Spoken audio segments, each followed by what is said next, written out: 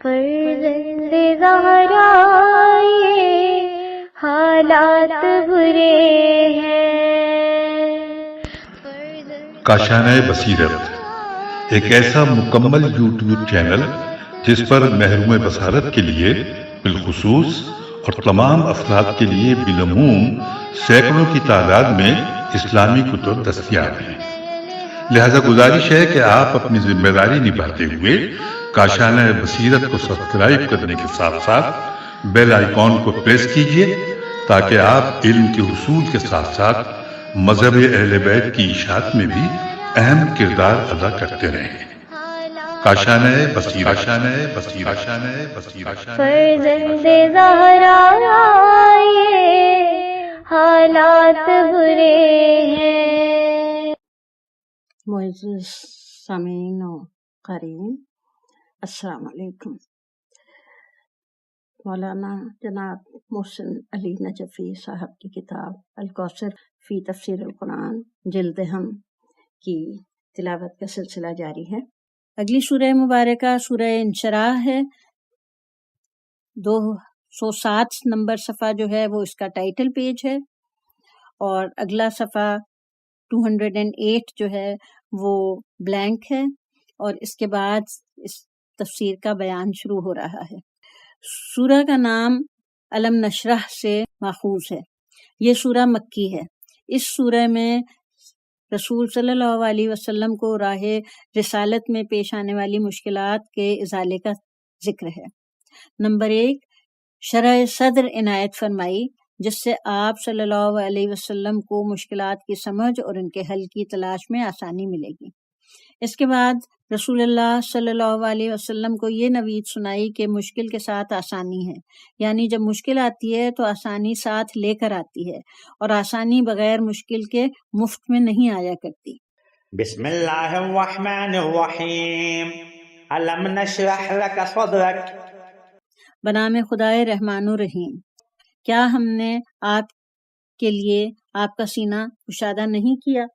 تفسیر آیات۔ شرح صدر یعنی سینے کو معارف الہی اور حقائق ملکوتی کے لیے کشادہ کرنا، ان حقائق کو بذریعہ وحی اس طرح درک کرنا جیسے اپنے وجود کو درک کیا جاتا ہے۔ اس کے بعد ناقابل تحمل مشکلات کا مقابلہ کرنے کا حوصلہ آتا ہے، اور اپنی کامیابی کے بارے میں کسی شک اور تردد کی گنجائش نہیں رہتی۔ اس دعوت الہی کے سامنے آنے والی آندھیوں سے گھبراتا نہیں ہے، چونکہ شرح صدر کے نتیجے میں معاملہ فہمی اور حقائق کے ادراک سے سکون و اطمینان حاصل ہوتا ہے۔ چنانچہ ایسے مشکل ترین حالات میں حضرت موسیٰ علیہ السلام نے اللہ کی بارگاہ میں عرض کیا، وَيَضِيقُ صَدْرِي وَلَا يَنطَلِقُ لِسَانِي۔ ترجمہ، اور میرا سینہ تنگ ہو رہا ہے اور میری زبان نہیں چلتی۔ اور یہ ریفرنس آ رہا ہے سورہ شعراء کی آیت نمبر 13 سے۔ تفصیل کے لیے ملاحظہ ہو سورہ طٰہٰ آیت نمبر 25۔ وَوَضَعْنَا عَنكَ وِزْرَكَ الَّذِي أَنقَضَ ظَهْرَكَ۔ اور ہم نے آپ کا بوجھ نہیں اتارا ہے جس نے آپ کی کمر توڑ رکھی تھی۔ تفسیر آیات۔ نمبر 1، شرح صدر کا نتیجہ یہ ہے کہ رسالت کی سنگینی کو ہلکا کر دیا جائے۔ چنانچہ ایک ناخواندہ، مشرک اور متوحش قوم کو تہذیب و تمدن کا وارث بنانا کس قدر سنگین اور کمر شکن کام تھا۔ ایک طرف حالات نہایت نامساعد، دوسری طرف وحی کے ذریعے اللہ تعالیٰ کا حتمی حکم۔ نہ تو حالات کو مساعد بنایا جا سکتا ہے، نہ ہی حکم خدا کو ٹالا جا سکتا ہے۔ ساتھ لوگوں کے اپنے مذہبی پختہ عقیدہ شرک کی نفی کرنا ہے، ان کے معبودوں کو باطل قرار دینا ہے۔ نمبر 2، الذی انقض ظہرک۔ اس آیت میں ایک نفسیاتی کیفیت کو محسوس صورت میں بیان کرنا مقصود ہے کہ آپ کی کمر شکن حالات سے دوچار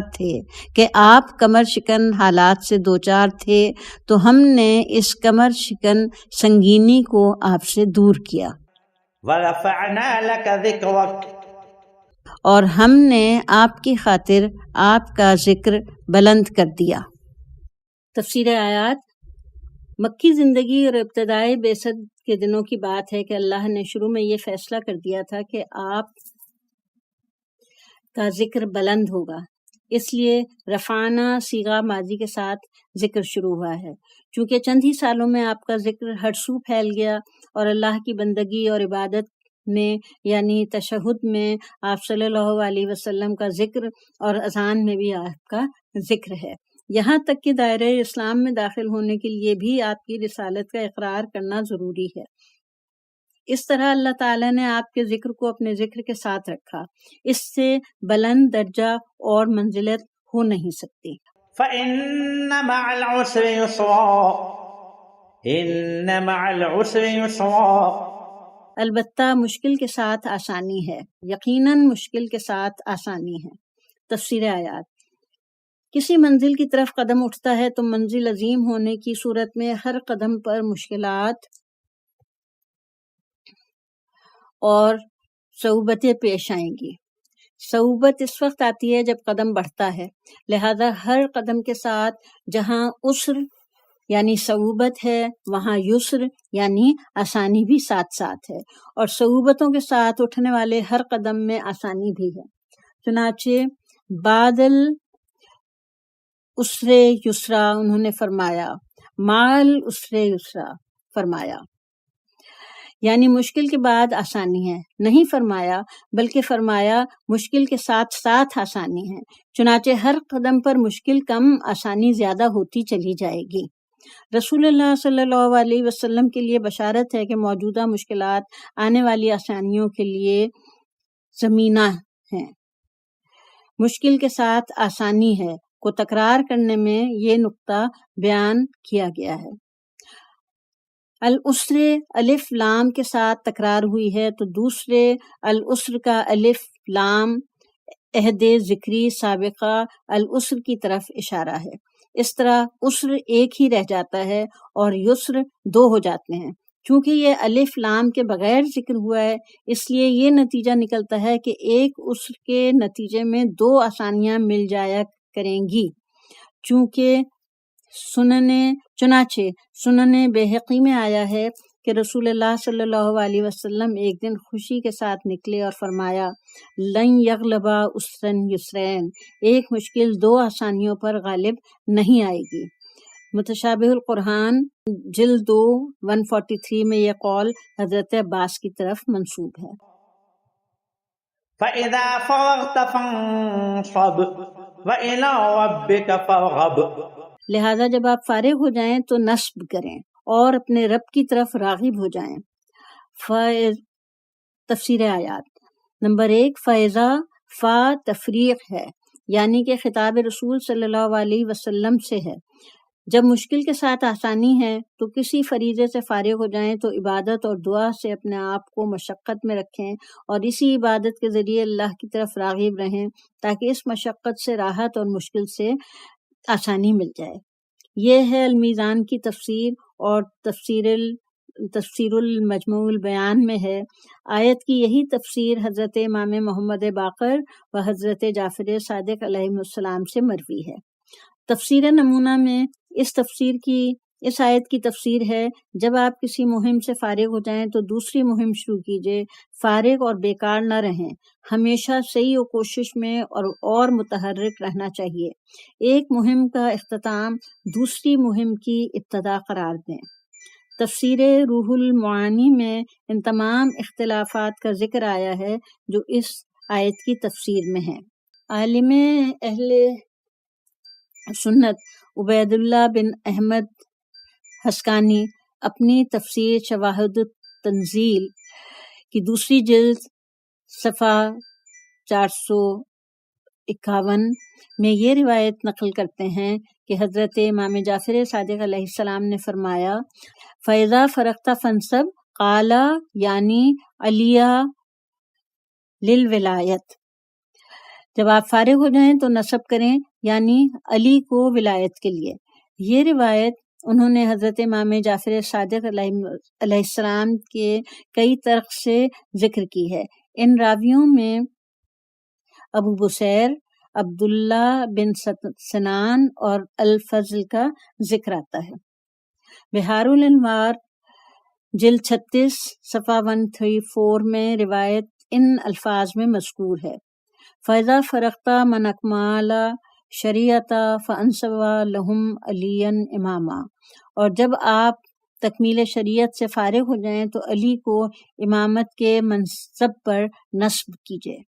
بحار الانوار میں یہ روایت حضرت امام جعفر صادق علیہ السلام کے نئے درج ذیل راویوں نے روایت کی ہے: عبد الرحمن، سلیمان، ابو جمیلہ، مفضل۔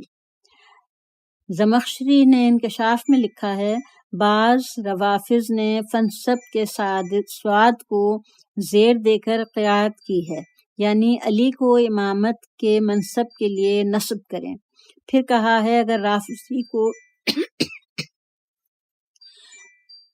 ہے کہ اگر رافضی کو اس طرح قرات کرنے کا حق ہے تو ناصبی کو یہ حق ملے گا کہ وہ یہ معنی مراد لے کہ جب آپ فارغ ہو جائیں تو علی سے عداوت کریں، یعنی فنسب کو عداوت کے معنوں میں لیں۔ مخشری کی اس بات سے ان کا یہ موقف سامنے آتا ہے کہ ان کے نزدیک علی کی ذات صفات نواسب اور روافظ کے درمیان برابر ہے۔ جس قدر روافظ کو علی کے فضائل بیان کرنے کا حق ہے، اسی قدر نواسب کو علی کی عداوت بیان کرنے کا حق ہے۔ یہی موقف ایک کھلی ناسبیت ہے۔ رہا فنسب بکثر سعد کی قرات کا سوال تو یہ بھی صحیح نہیں ہے، چونکہ نصبہ باب، ضربہ، نصرہ اور علما سے استعمال ہوا ہے۔ جس باب سے بھی سمجھا جائے کہ منصب پر نصب کرنے کے معنوں میں لیا جا سکتا ہے، باب ضربہ سے لیا جائے تو فنصب ہوگا، اگر باب علما سے لیا جائے تو فنصب